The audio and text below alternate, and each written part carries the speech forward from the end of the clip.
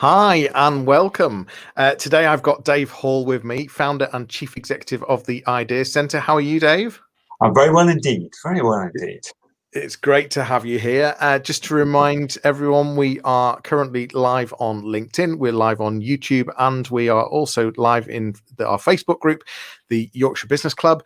You're joining us from Cambridgeshire, though, today. Newmarket, is that right? That's right. That's right. Moved house 2 weeks ago, actually. So I've moved from Suffolk just over the border into East Cambs. What a time to be moving. I The know, move's I gone know, I okay, know. though. It has gone really well, actually. Strange on the day, but a whole bunch of hiccups along the way, as ever. But safely ensconced, all the boxes emptied. What's not to like? Excellent. And we are also on our podcast. So if you're listening to us, welcome. Thanks for being here. If you are listening or watching us live, you're very welcome to ask questions. If you've got questions for Dave, we're going to be talking about all sorts of different things today, but a lot around creativity. We're going to talk about patterning, the pattern behavior and mindsets, continuous improvement versus discontinuous improvement, we might get onto, innovation, and lots more. So, Dave, what I wanted to start with, though, is just a bit more about you. And you're a scientist and an engineer. That's your background? Is that right? It is. I run a company that focuses on creativity, and I'm conceivably the least innately creative person out there, quite frankly. I'm deeply and ingrained in engineering and scientific thinking. But I learned there's a science behind releasing creativity, which is kind of what we do as an organization. And just going back, I mean, you ran a company that was doping testing for the British horse racing. That's right. I mean, how did you even fall into that? Just talk to me about the career. Well, the career path is kind of interesting because I started off as a scientist. I was quite good at sciences at school, I suppose. So I went to university and did science and was quite okay at sciences at university. I thought, damn it, I'll stay on and do a PhD. So I became a metallurgist of all things, kind of the study of metals using some very fancy electron microscopes and all sorts of things. And there was kind of a turning point about halfway through the PhD when I realized that no one was ever going to really be using the research that I was doing, fascinating though it was. It really didn't have a commercial application. So on the back of that, I thought, damn it, I need to get out there in the real world. And come the end of the PhD, went to work for one of the companies that made the instruments that I did use during my PhD, if you know what I mean. Got far more interested in the manufacturing of the product rather than the design of the product. So moved from the engineering department into the shop floor, into the manufacturing space, and spent a huge amount of time after that. The majority of my career has been in manufacturing industry. However, along that path, I had experience in both public sector and private sector, and I got headhunted into being chief exec of the horse racing forensic laboratory because they were looking for someone that had private sector and public sector general management experience, which I had. So I was in the glorious role of chief exec of the drug testing company for British horse racing. It was a heady mix of science and sport and business. What's not to like, for goodness sake? So that's where I ended up. And after I missed a management buyout of it, and under the heading of damn it, thought, damn it, I'm not getting any younger. If ever I want to do my own thing, now's the time to do it. And my deepest passion was all about transformation. So I set up the Ideas Centre to focus on creativity as a vehicle to drive the innovation process. Well, I mean, and we're going to talk about how you help organizations break bad habits and really make changes.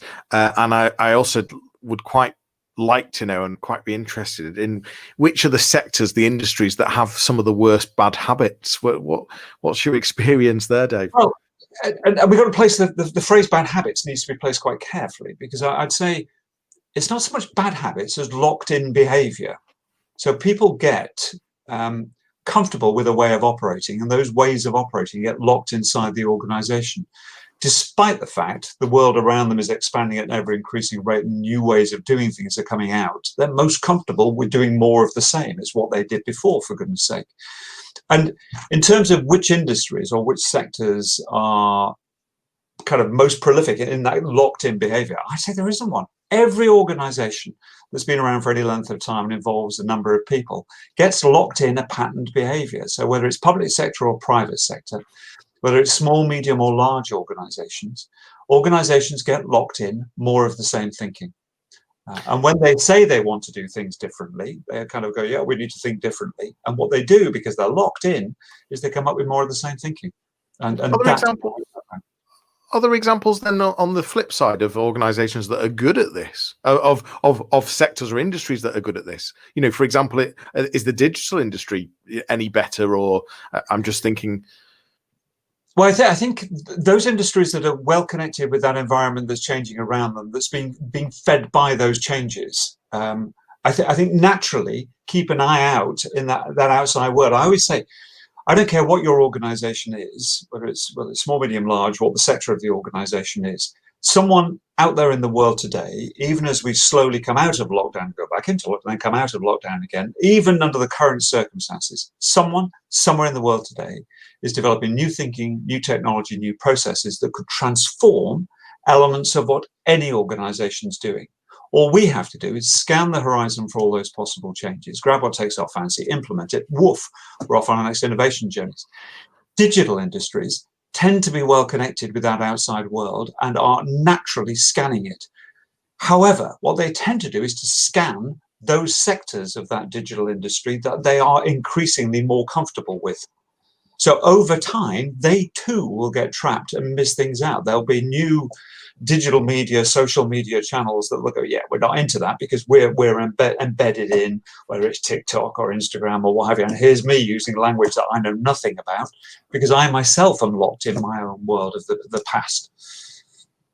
Yeah, it's interesting. It's interesting because what makes a good leader, one of the attributes of that is a horizon scanner. I agree. But what you're talking about, though, is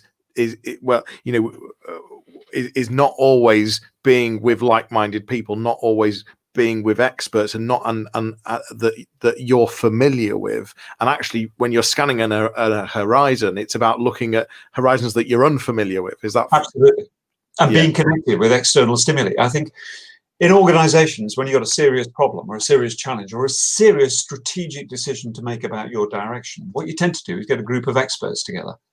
And the experts are the creators and the guardians of how you've always done things before, which conceivably are the worst people to be having in the room to talk about what different behavior you should generate moving forward. What you need to do is to find a mechanism to inject some naivety or some fresh thinking. And it's that cocktail of expertise plus external perspective. The expertise is required to say that's clearly different from what we do, but you know what? I can see how to adapt it and bring it in and move our model forward and deliver a step function change. Leadership, you were talking about leadership. I always think leadership is all about creating a vision for where you want to get to, communicating that vision and motivating people to get there. So it's creating a vision, it's communicating the vision, which is a skill in itself, but then motivating people and engaging people to help you deliver it. It's a waste of time having a vision, but not getting people to come along with it. So being able to articulate the logic behind it, and it needs to be logical to bring people on board, is a key element of the leadership process. But the vision, if you want transformation, the vision must involve a degree of step change. And for that, you need to look outside the organization to get the stimulus. So it's interesting you're talking about motivation there.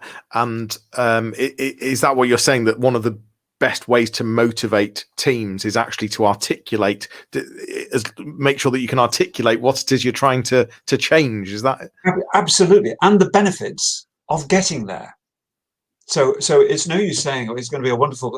Too many organizations. I mean, I've fallen into the trap. If I think about it in the past, I used to stand up in front of groups of people as a chief exec and say, what we're going to do is the following. And the reason we want to do it is we want to double turnover, we want to triple profitability. Just look how fantastic that's going to be. And the staff kind of look there and go, well, great. So that's going to improve your pay packet and the bonus and the shareholder value. But what's it going to do for me? There needs to be an understanding of why people should follow you to deliver this vision. It needs to be explicitly a better place to be for the organization. If it's job security, if it's kind of agility, if it's career progression, then as organizations grow and deliver step function change, those are exciting organizations to work with. And the trick for me is to engage the staff to get that excitement. This needs to be seen as an exciting organization. Why would you go anywhere else? Because it's so dull compared with this organization. And that's a leadership skill. And it needn't be a single person delivering it, but across the leadership team, you may have a visionary, you may have a great communicator and a great motivator. That leadership team need to be delivering the leadership. Before we get deeper into the creativity side, and understanding how it fits with the strategy and how you help organizations do that. And I really want to understand this whole thing between continuous improvement versus discontinuous improvement. I just want to go back a few steps though, and I just want to understand the pivot from just a bit more detail around the pivot from being a scientist and an engineer. What led you? What really was the thing that made the change to the Ideas Centre? To the generation of the Idea Centre from where right. Well, if I go back, there were various key moments, if you like. There are probably 2 or 3 key moments in my career that involved quite a significant pivot. The first one was halfway through my PhD. I was a metallurgist using electron microscopes, field ion microscopes, all sorts of high vacuum equipment and all sorts of stuff, all very clever, I'm sure. I was sponsored by the Electricity Board for my PhD, and I had to spend a couple of weeks with them doing electricity board stuff. And I thought they'd be fascinated by my research because it was just leading edge stuff using all sorts of very clever equipment. They really didn't care much for it whatsoever. Their motivation was to say, well, you're a metallurgist. We've got a metallurgy problem out there on a power plant. Can you come and help us fix it? So I was out in the car trying to understand. And the pivot point for me was realizing that kind of departure from the academic integrity of the scientific endeavor, if you like, versus the practical external perspective. That led to me leaving academia to move into industry. I then found that I was surrounded as an engineer with developing new instrumentation, surrounded by a group of engineers who got very excited waiting for the next Texas Instrument chip to come out that would transform what they could do in the operation of this scientific equipment. Meanwhile, I was far more excited with why on earth could the shop floor not manufacture the products that we were designing as efficiently as they should be doing? What was holding them back? What was happening in the sheet metal shop? So you'd find me down the sheet metal shop, not sifting my way through the Texas Instrument chip catalog. So that was a pivot into manufacturing. I then inherited a role, I moved into a role of manufacturing director for an organization in the oil and gas sector. We used to make emergency shutdown systems for petrochemical plants. These were huge contracts, huge systems, like huge telephone exchanges. This is kind of early 1990s. The average number of man hours to assemble and test one of these systems was anything up to 120,000 man hours, just to give you an idea of scale. Wow. And we'd overrun budgets on every single contract by a minimum of 25% in manufacturing, always. And the role of the manufacturing director was ritualistically to turn up at board meetings every month and get beaten up, because we would overrun budgets on every single contract, always. So the manufacturing director was the ritualistic lamb to the slaughter. The reason we overran budgets was clear. It's because if ever anything went wrong in design, in engineering, we'd find that error when we came to assemble and test it. So we had to inject the hours to put it right. And these were big, complex systems. They were never going to get it right first time, at least they thought so. So as a consequence, we were always going to overrun. So it was ridiculous. And I stumbled across some management training on creative thinking, and it was kind of weird stuff. But the application of the techniques genuinely transformed the manufacturing facility. We started playing with these techniques and generated ideas the like of which we'd never seen before, but which in retrospect seemed blindingly obvious. We started applying the ideas, and over a period of about 2 years, we moved from overrunning budgets by 25% to undercutting budgets by a minimum of 15% by exactly the same budget calculator, based entirely on the injection of these creativity techniques and challenging the thinking. Why wouldn't you take those techniques wherever you go? So I took them into the horse racing forensic laboratory, the drug testing environment, transformed the place there. And when I missed the management buyout, you think, well, actually, why wouldn't I bottle this and find a way of sharing it with other organizations? And that's what we do. It's fascinating how you got how you went along that journey, and saw the gap, and when you talk about it, it's just so obvious. But it's staggering to me. I had never I've done a lot of management training in my days. I had never seen this stuff explained the way this stuff can be explained. It was always done with an academic input, which tends to make people roll their eyes when it comes to this creativity stuff, because it's just silly stuff. Here we are, going to be hugging trees, tied together with ribbons, sitting on small chairs, behaving like children. No, there's some rationale, some very obvious rationale, which if you can understand it, you can get people on board to use this stuff, and it's transformative. I am not naturally creative, but I'm a practitioner, and this stuff works. And that's the kind of bottom line for me.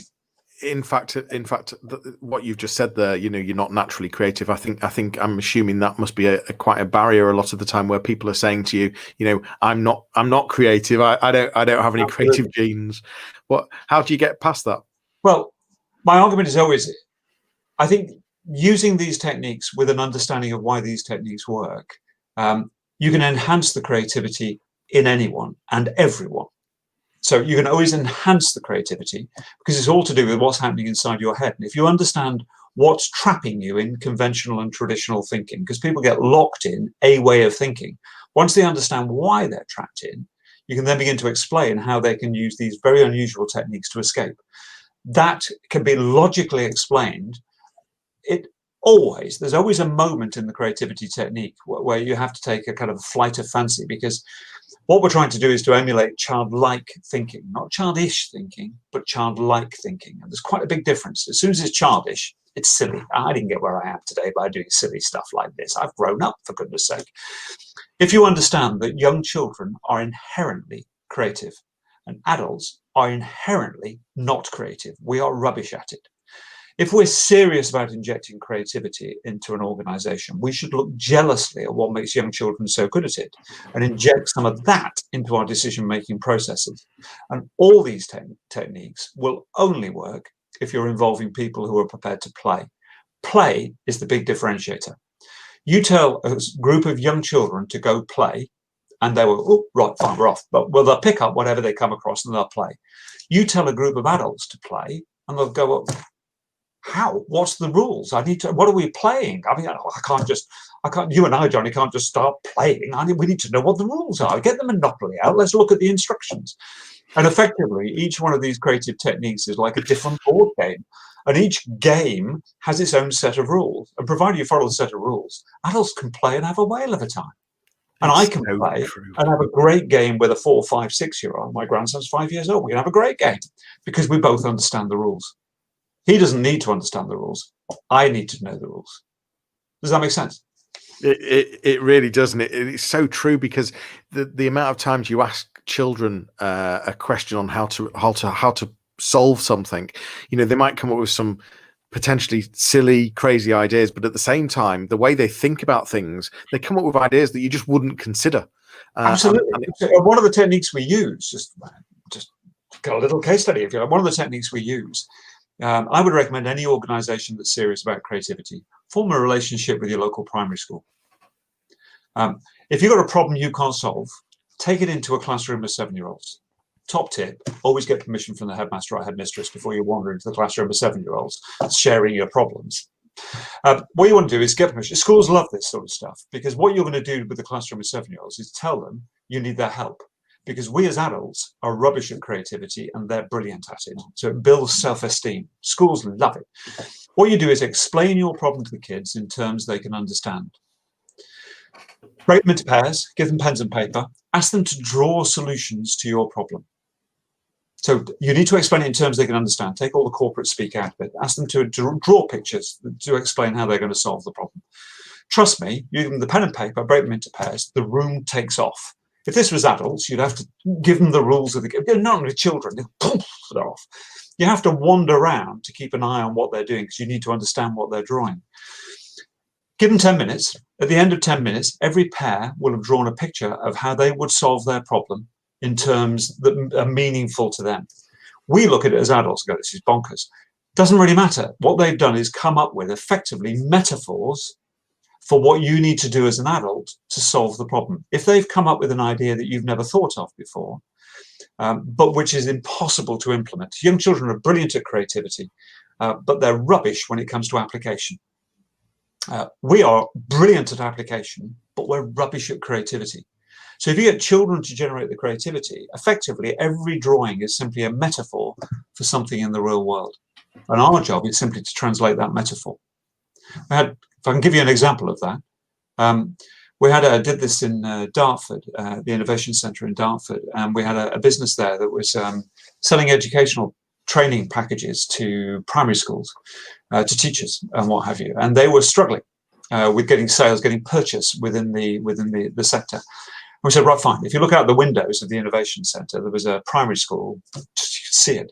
So we invited them in for for an hour. Sorry, we invited them into the Innovation Centre for an hour. Classroom of 7-year-olds, just the 7-year-olds. We had whiteboards. So all the walls were whiteboards. So it was like a child's dream, quite frankly. We told them the problem. We said, look, imagine, you have to explain it in terms they could understand. So we said, imagine you're going shopping with one of your parents at the weekend, and they're dragging you around the same old boring shops. Same old, really tedious, boring shops. And you've been dragged around and you're bored silly. What would happen? What would have to happen in one of those shops to get you excited, to make you really, really want to have whatever's happening inside that shop? What would make you go, cool, I need to have that? So you would kick and scream as you were dragged outside the shop because you want that thing. That's how we explained the problems. That was the metaphor for how we wanted the school to behave with this proposed contract for training, if that makes sense. And we broke them into pairs, and they were all off, and we had self-replenishing ice cream being developed over here. There's always some loom band stuff around the place. So watch one boy and girl, and the boy just stood against the whiteboard wall, and he said to the girl, draw around me. And I saw her go, what? He said, well, just draw around me. So she drew, took a pen, and she did a very poor outline of this little boy, Alex. And he stepped off and goes, there you go. And he wrote his name next to it, Alex. And I went over and said, so what's he doing here? So what's this about? He said, well, if I walked into a shop and there was a life-size model of me in it, I would not want to leave that shop until we bought that life-size model of me. And you go, actually, if there's a life-size model of me in a shop, I'd want to buy it. How cool would that be? Sat in the lounge. I mean, it's fabulous. It was just this whole concept. His brain explodes. Of course that would engage. It's a life-size model of you. Why would you want to leave? That was the novel idea, the different idea, but it was difficult to work out how to apply it. The job of the adults then to translate it. And we said, thanks very much to the kids. The kids all disappeared. We got the company together and said, well, how are we going to translate this? And what they were doing, it turns out, was just generating boilerplate proposals. They were using old templates. And we said, no.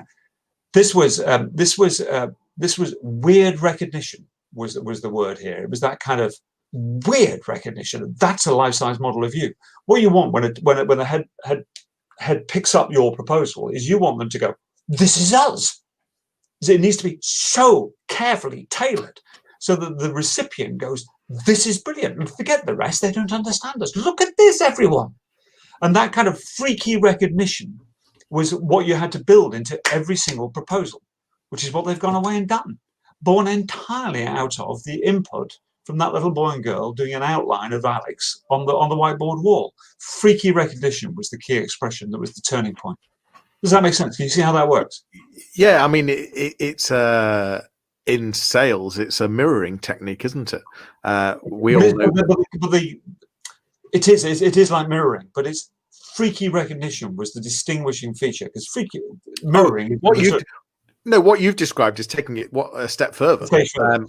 What I'm talking about is the foundation is mirroring, and that's I guess what you talk about, and that it actually leads it on nicely to you talk about the world of what might be and the world of what is, and I guess the world of what is for me would be mirroring and thinking how could we bring mirroring into it. What you've done with the world of what might be is actually taking that up a huge level to this freaky whatever you call it, freaky level.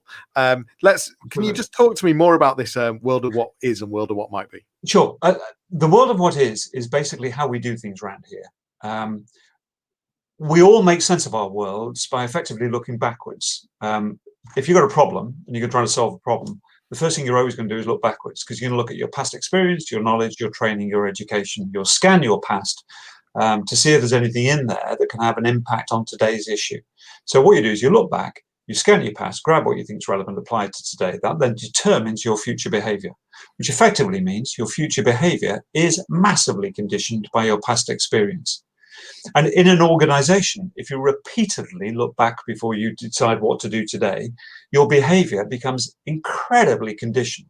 It becomes the way we do things around here. There's a pattern for every organization and how it operates. And there's merit in that because it creates stability, because everyone in the organization knows how we do things.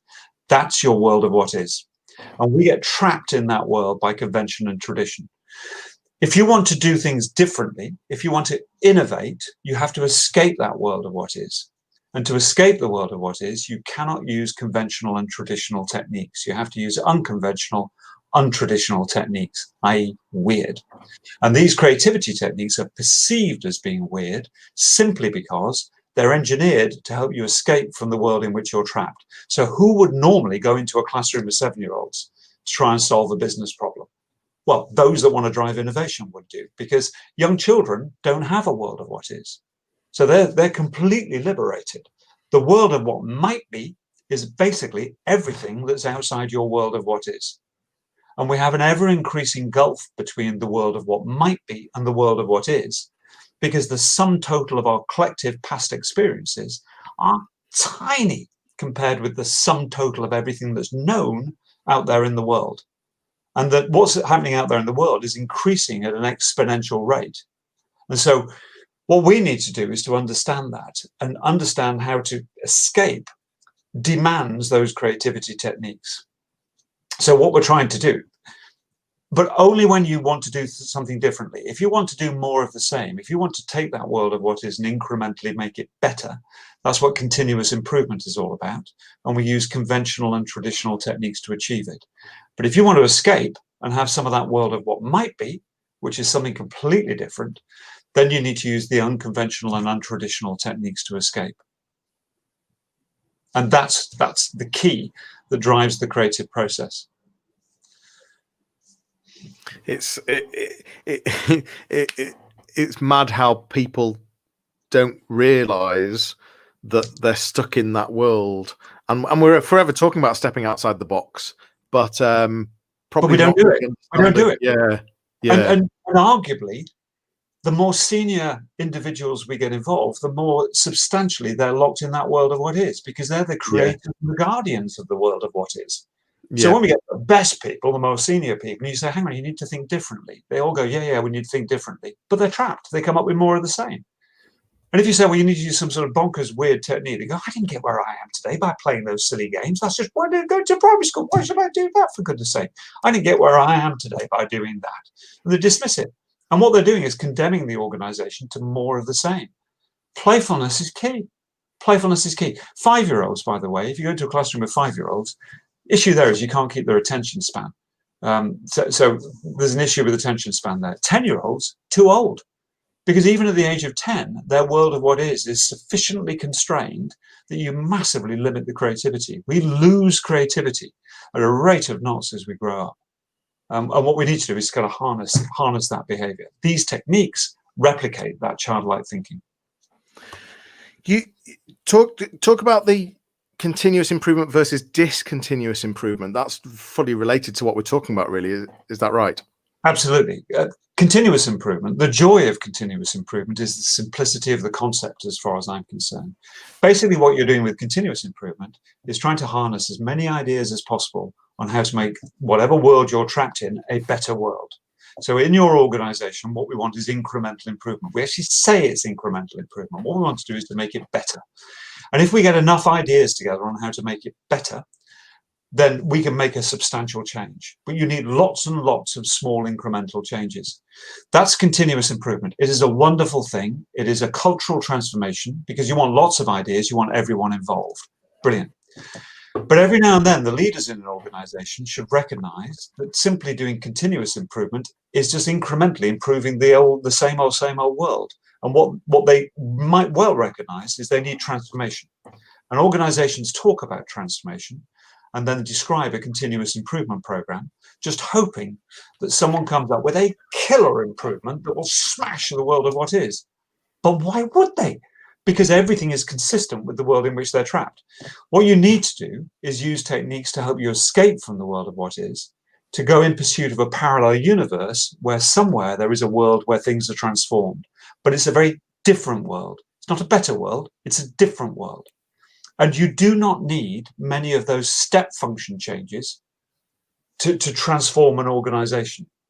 In a year, if you had 2 or 3 key transformations in most organizations, that will be truly revolutionary. If you don't need many of them, you don't need everyone involved. And it's a leadership role to choose them very carefully.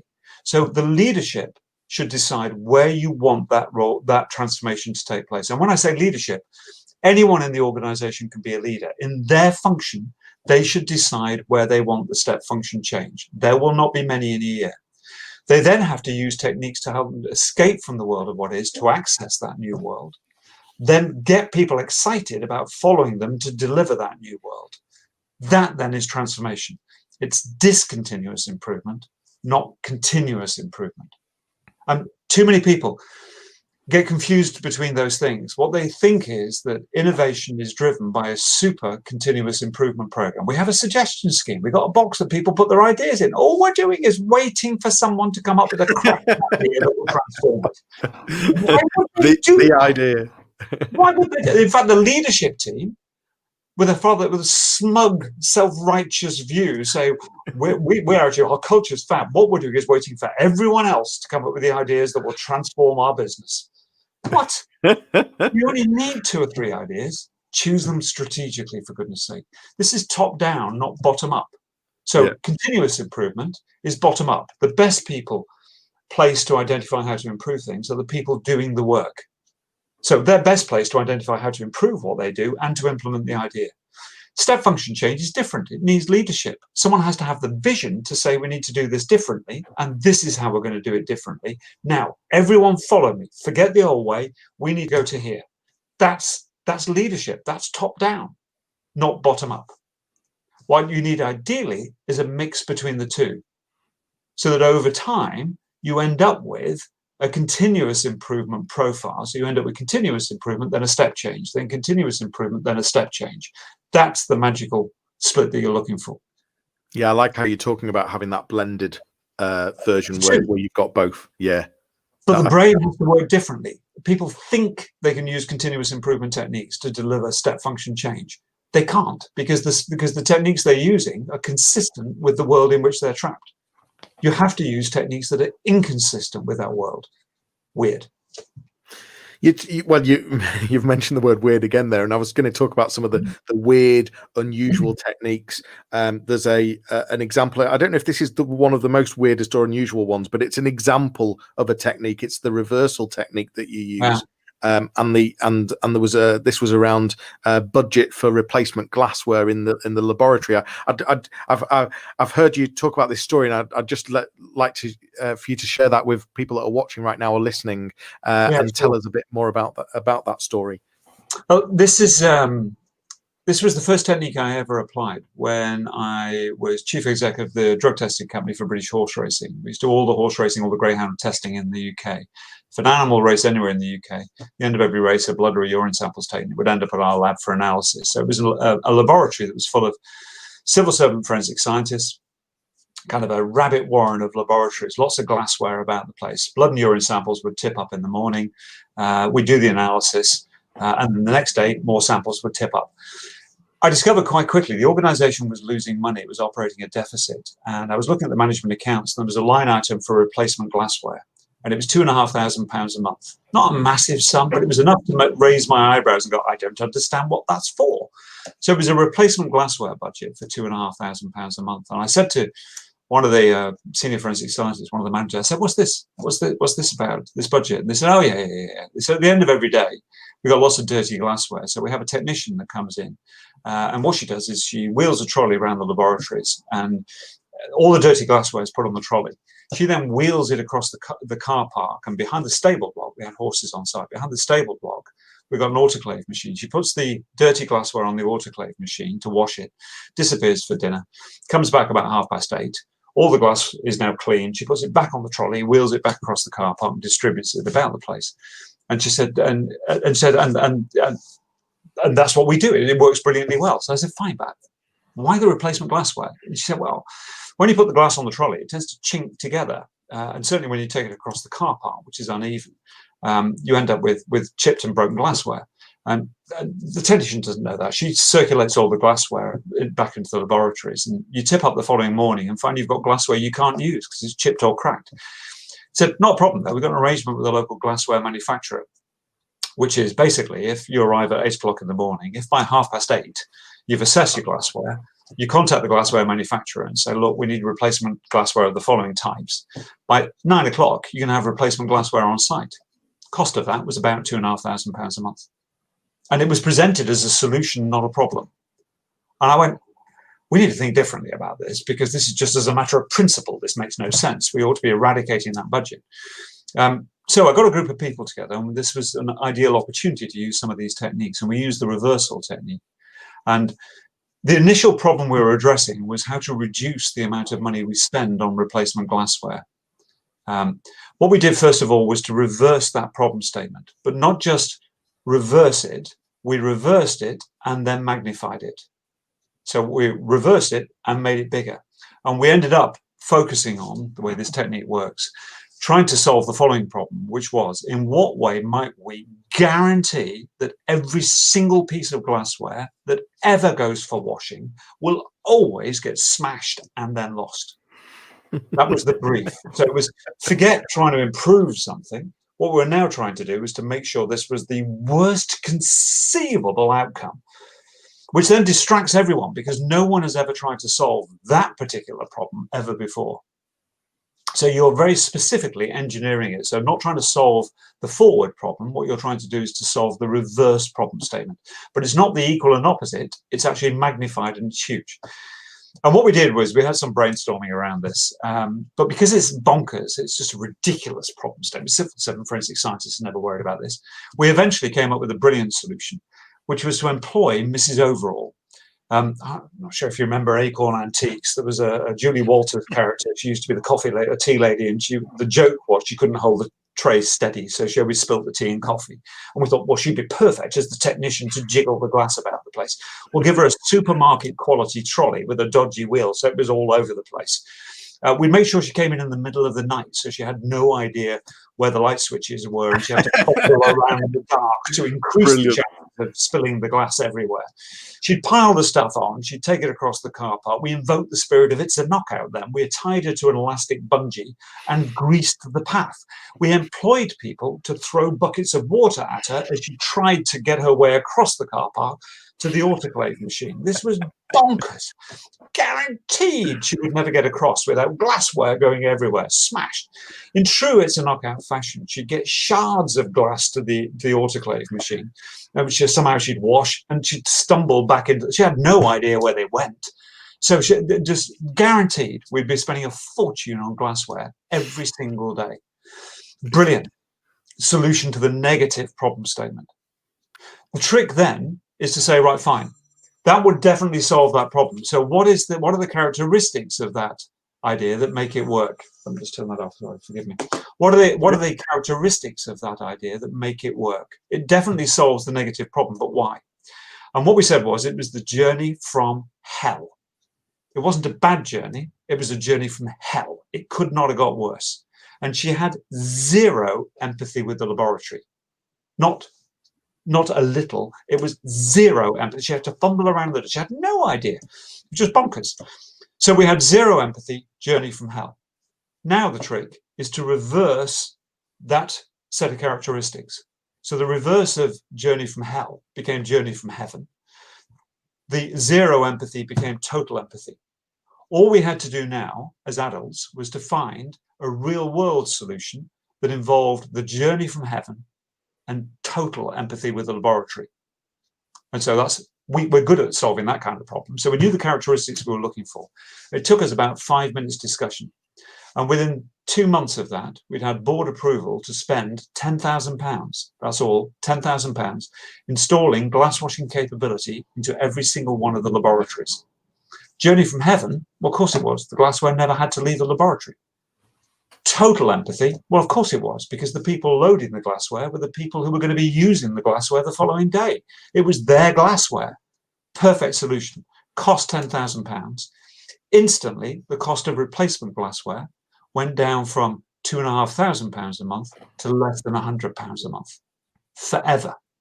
And that was done about 16 years ago. So you got 16 years of monthly £2,500 savings based on a 1-hour creativity session, simply questioning what was taken for granted for the prior 38 years. So 38 years of spending £2,500 a month when they didn't need to, simply because they were trapped in one way of thinking. Does that work? And it's brilliant because it totally works, and it's brilliant because you said the word, and I was surprised you said it. You used brainstorming, but actually you'd never advocate brainstorming unless it was with an unusual technique. Absolutely. So we're brainstorming, but we're brainstorming to solve a bonkers solution. Normally you have to tell people to think outside the box, and they come up with more of the same. There's another technique we use, superheroes, where we give everyone a superhero card.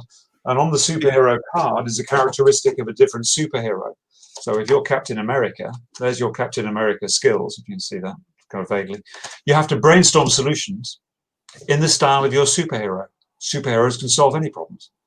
So brainstorming is traditionally a poor creativity technique. But if you embed it in a creative approach, transforms it. Every superhero solution is simply a metaphor for something in the real world. So if you've got a Wonder Woman solution, she can solve anything. If she solves your business problem, what she's done is simply a metaphor for something in the real world. Skill is to convert the metaphor into something that you need to do differently. Can't fail. I promise you, can't fail, provided you follow the process. We've got people writing comments. Thank you if you're listening. It's great to have you here. Dave was just holding up some superhero cards, by the way, which you wouldn't have been able to see.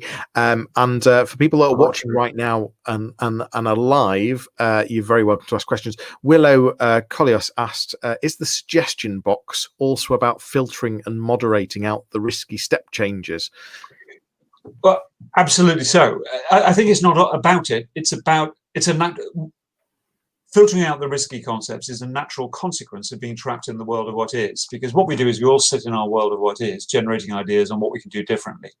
Someone has to review all the ideas. And if the ideas that are generated are not consistent with the way we normally do things, we consider it to be too risky or just bonkers, quite frankly. So we dismiss it. So that world of what is acts as a natural filter. Anything that is then not consistent with the way we do things around here is clearly not appropriate for us. So we tend to dismiss it.